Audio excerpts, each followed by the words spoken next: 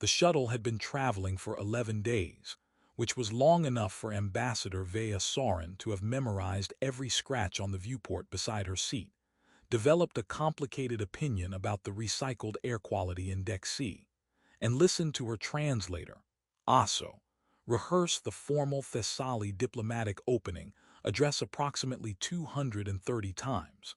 She had not counted. She had simply noticed, somewhere around day 4, that she could reproduce it herself from memory without having intended to learn it, the way one involuntarily absorbs a piece of music played too often in a shared space. Aso did not know she could do this. She had decided not to tell him.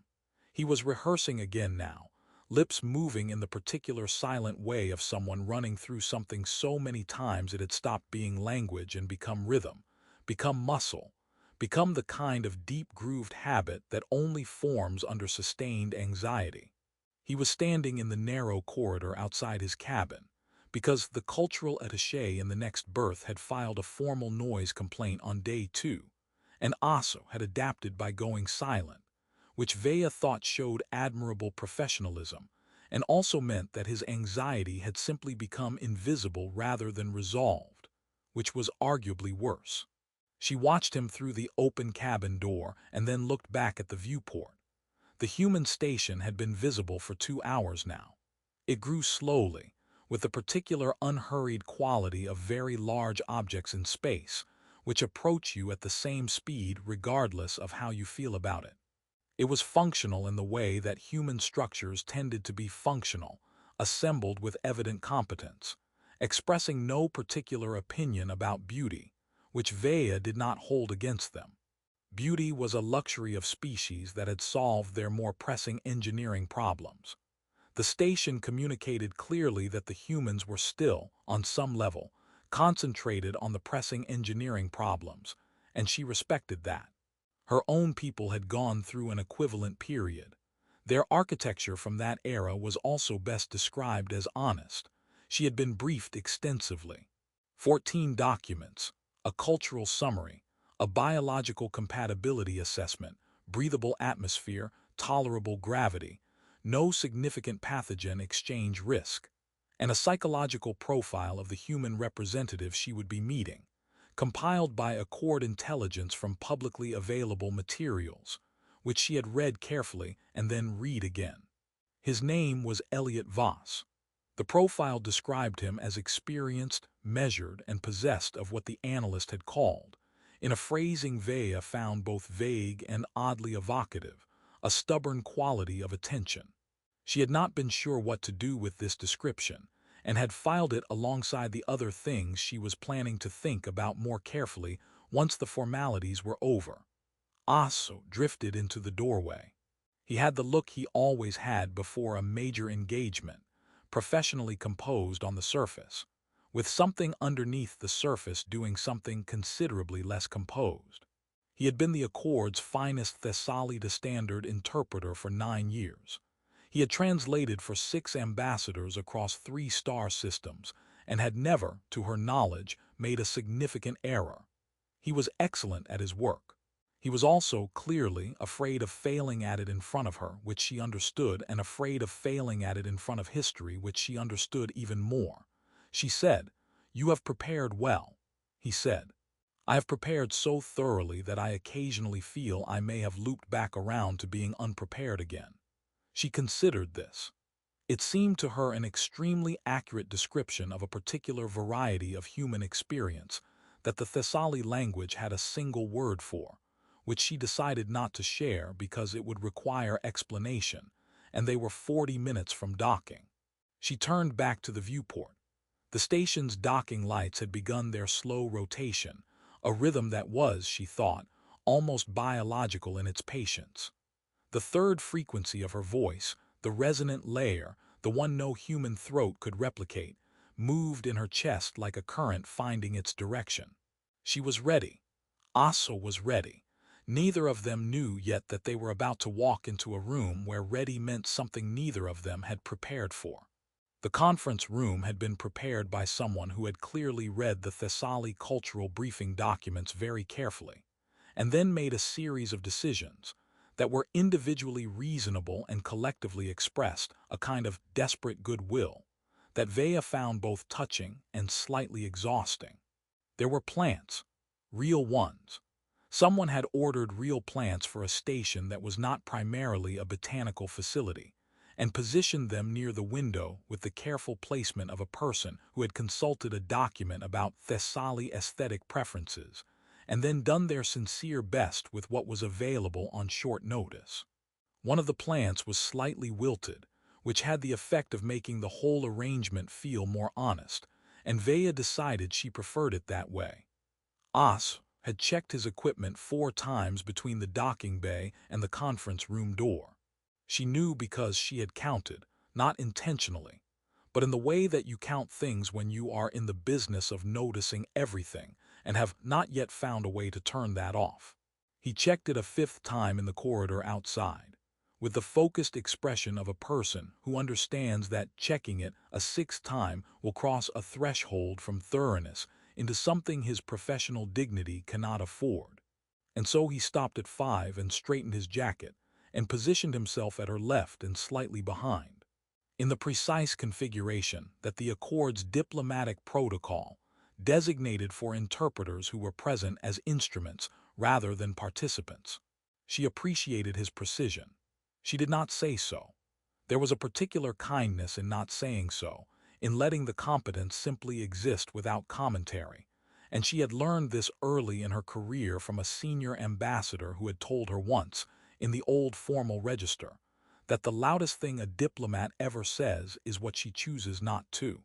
The door opened. The human delegation was already seated, 3 of them, arranged on the far side of a table that was slightly too long for intimate conversation, and slightly too short for the kind of formal distance that would have made the next several hours less complicated. A junior aide, young enough that his attempt at professional neutrality had the particular transparency of someone who had not yet had time to make it automatic. A senior official whose title she had reviewed and whose face confirmed the title, the careful, practiced blankness of someone who knew exactly what was about to happen and had already decided how much of their reaction they were willing to display. And the third one, the primary representative, Elliot Voss, who was watching her enter the room with an expression that she categorized immediately as neither nervousness nor enthusiasm, which made it unusual, because in every first contact she had conducted across 30 years of diplomatic service, the human expression on the other side of the table was always, in some proportion, one or both of those things. He looked, she thought, like someone waiting for a piece of music to begin, not anxious about it, simply ready for it. The delegation stood, hers, his, the small choreography of mutual acknowledgement that seemed, she had often thought, to be the one diplomatic gesture that needed no translation across species lines, the body saying, before anything else was said, "I see you standing there, and I am standing too." She began her formal address. The classical construction, the high diplomatic register, the full architecture of her language in the precise configuration she had chosen at the viewport 11 days ago and had not changed since, because it was right, and she had learned to trust the things that felt right without spending additional energy doubting them. The 3 frequencies moved through her simultaneously: the bass, the grammatical harmonic, the resonant layer carrying the emotional register, the thing that made the words whole rather than merely correct. At her throat, the secondary vocal structure lit faintly, as it always did when she spoke formally. She felt Asa shift his weight very slightly behind her, the preparatory movement of someone about to do the thing they have prepared to do. She completed the greeting. She turned toward Asa. Elliot Voss spoke. The sound arrived in the room and did something to the air in it that Veya had no immediate framework for, because the framework she had been operating under for the past 11 days, indeed, for the past 6 months of preparation, and in a broader sense for her entire career, had just been quietly and completely disassembled. He was producing the 3rd frequency, not approximating it, not reaching toward it in the effortful, imprecise way of the best human specialists she had encountered in academic contexts, who managed something adjacent to it the way A drawing of water is adjacent to water. He was producing it, with an accuracy that her secondary vocal structure registered before her conscious mind had finished arguing with what her ears were telling it, lighting at her throat in involuntary response to something it recognized as real. He said, in the formal register, in the classical construction, with the tonal weight appropriate to her actual rank, not the simplified version in the public documents, that he had learned the shape of her language because he wanted this conversation to begin as a conversation, and not as an apology for what his throat could not do. The room was very quiet. Behind her, Aso made a sound. It was not a word. It was the precise sound of a man who has prepared for 4 months for a specific and important task, and has just watched that task cease to exist in real time, rendered in the vocal register of someone trying very hard to remain professional about it. The junior aide on the far side of the table was looking between Voss and the Thessali delegation with the bright, slightly overwhelmed expression of someone who understood they were inside a historical moment, and had not yet been given guidance on whether they were allowed to have feelings about it. The senior official was doing the careful blank face. Voss was simply waiting, with that expression she still could not name, with a patience that she was beginning to understand was not performed but structural, the patience of someone who had spent years in the sustained difficult effort that requires it. She looked at him directly and completely. She gave him, in the way her species used eye contact, the entirety of her attention. He did not look away. The session proceeded. This was the thing about diplomacy that no one who had not practiced it could quite understand. It proceeded regardless. History did not pause to let you collect yourself. The agenda moved forward with the indifferent patience of a schedule that had been agreed upon by multiple governing bodies across several star systems, and was not interested in the internal states of the people sitting inside it. Veya spoke. Voss responded. The formal frameworks were raised, examined, set aside, raised again in modified form, the way they always were in first sessions, the slow negotiation of the negotiation itself, the careful work of establishing what kind of conversation this was going to be before you could actually have it. The junior aide took notes with the focused energy of someone who had decided that thorough documentation was the most useful thing available to him, and he was probably right. The senior official asked precise questions at precise intervals. The session moved, and throughout all of it, Aso sat with his equipment active and his hands in his lap and said nothing, because there was nothing for him to say, because there was nothing to translate, because the two people who were supposed to need translating between them were conducting the entire session in her language, and doing it with a fluency on his side that made the translation equipment at Aso's fingertips about as necessary as a map for someone who built the city.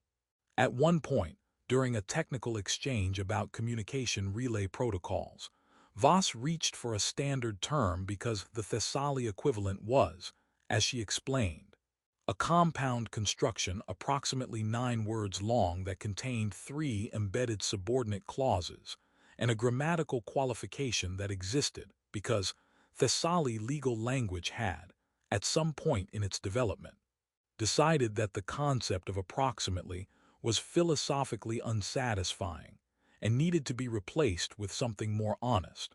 Voss listened to her explain this with the expression she had begun to recognize as his version of finding something genuinely interesting. The slight movement at the corner of his mouth, the quality of attention that sharpened rather than widened, as though interest for him was a focusing rather than an opening.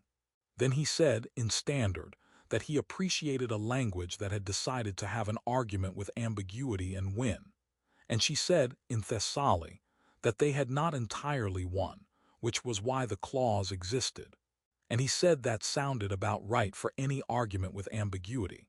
And the junior aide looked between them with the expression of someone following a conversation in 2 languages, and not willing to admit which parts he'd lost.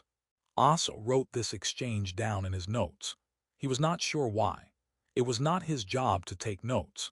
He had simply needed something to do with his hands. At the midpoint recess, the refreshments appeared assembled clearly by someone who had done real research, which was by now beginning to feel to Veya like a pattern she needed to examine rather than simply appreciate. The biological compatibility materials were correctly sourced. The temperature calibration was precise. Someone on this station had read the detailed Thessali physiological preference documents and had not merely skimmed them, which was evident from the presence of a particular mineral supplement in the water that appeared in paragraph 7 of those documents, and was the kind of detail that only showed up if you had read past paragraph 6. She filed this away alongside the plants and the lighting and the rank accuracy and the 6 years. She asked him, in the informal register, how long he had been studying. She asked it the way you ask a question when you already know the answer is going to be significant and you want to hear it said aloud anyway, because there is a difference between knowing a thing and receiving it in someone's own words. 6 years, he said. She pointed out that 6 years ago this meeting had not yet been proposed. The preliminary communications had come 18 months prior. 6 years ago, this moment had not existed in any official calendar or record. He agreed that this was true, in the tone of someone agreeing with a factual statement who does not feel that the factual statement requires additional defense. She looked at him. He accepted being looked at, which continued to be its own answer, because the ability to be looked at without filling the silence was not common, and was especially not common in people who had done something that invited looking at. He told her he had a particular relationship with things described as impossible. That unlearnable was a word that functioned for him less as a warning and more as a question. He said he was willing to characterize this as either a personality feature or a personal failing depending on his mood, and that his mood on this was currently undecided. From the refreshment table in the corner, the junior aide, who had been pretending with remarkable dedication to be entirely absorbed in the arrangement of cups, produced the sound of someone swallowing a laugh with professional urgency. Voss looked at him. The junior aide found the cups extremely interesting again. Veya observed all of this and felt something move through her that took her a moment to identify, because it had been some time since she had felt it in a professional context.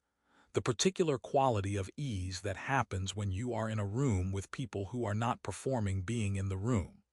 Aso looked up from his notes and across the room at her, and his expression said quietly that he was aware this was a very strange situation to have found himself in, and that he was coping with it, and that it would perhaps be nice if someone acknowledged that it was in fact quite strange. She inclined her head toward him. He received this and looked somewhat better.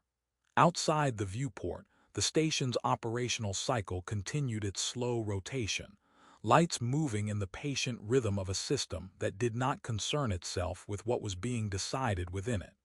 Veya looked at the viewport for a moment and then looked back at Voss, who had waded through her looking at the viewport with the same structural patience he brought to everything.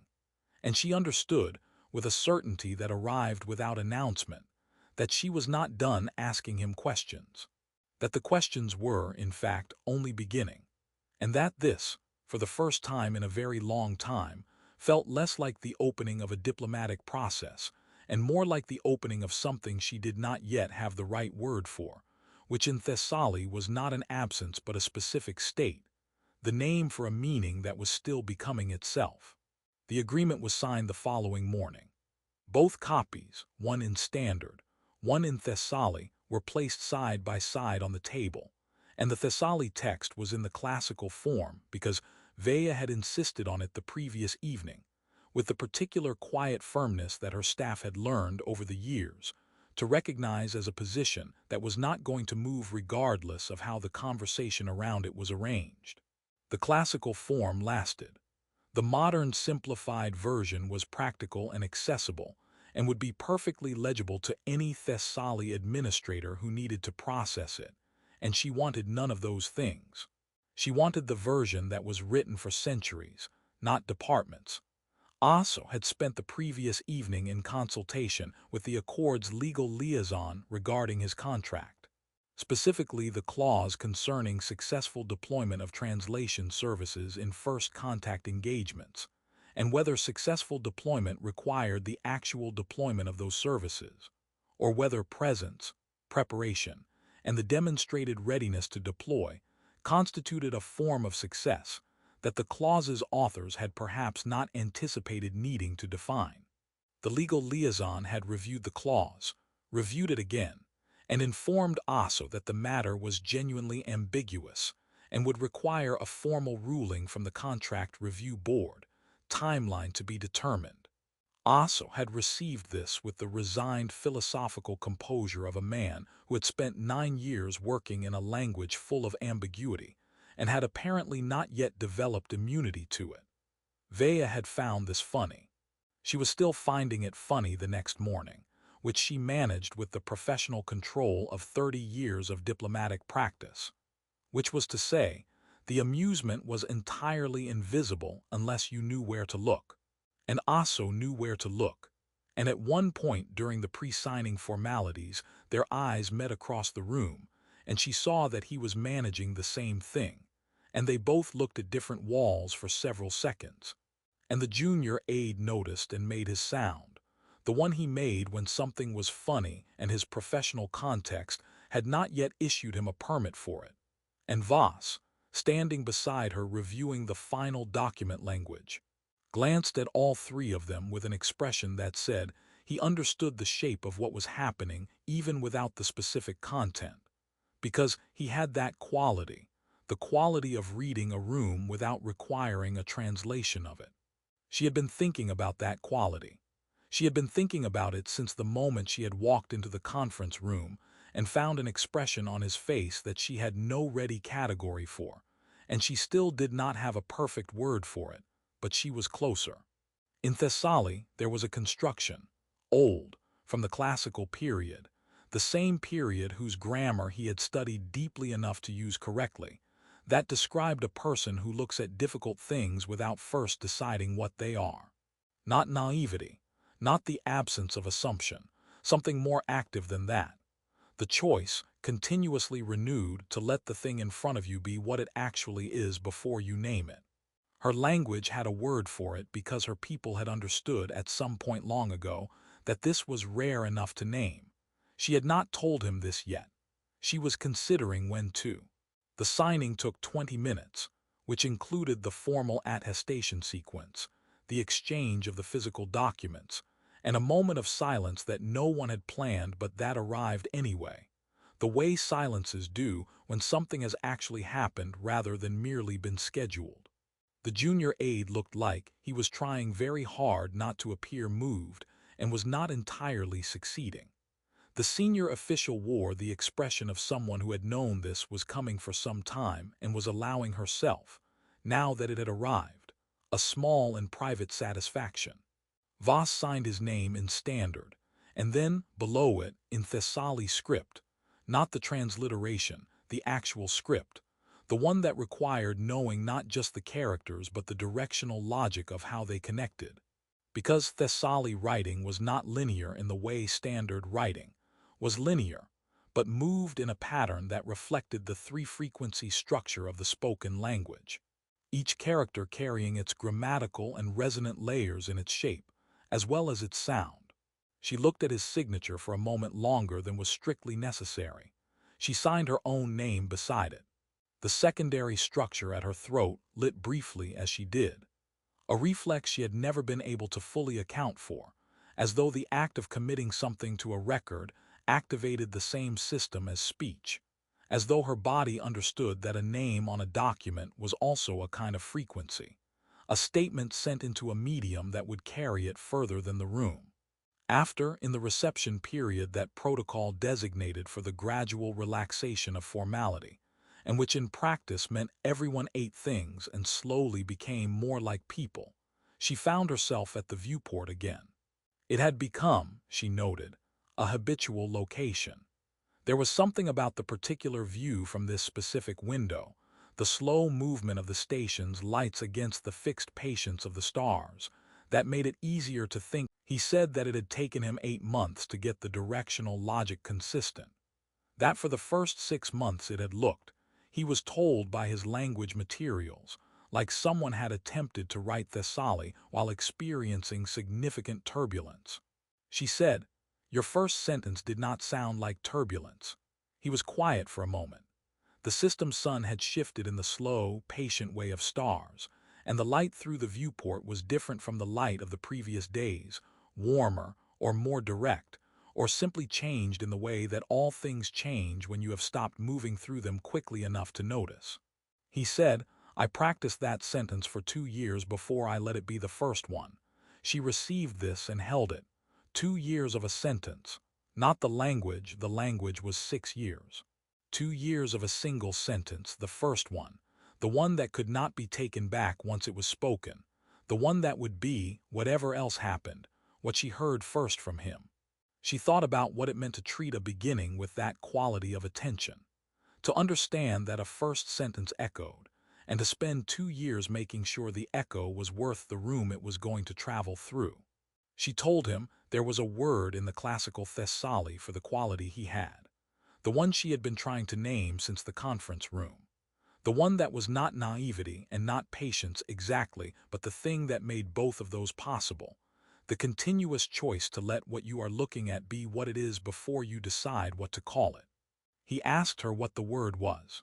She said it, in the full 3 frequencies, in the formal register, because it was a word that deserved its full architecture, because some words only become themselves when spoken with everything the language had to give them. He was still for a moment. His expression moved into something she finally had a category for, the look of someone receiving something they did not expect to be given. As drifted over from the refreshment area, holding a cup of something warm, and stood near enough to have heard.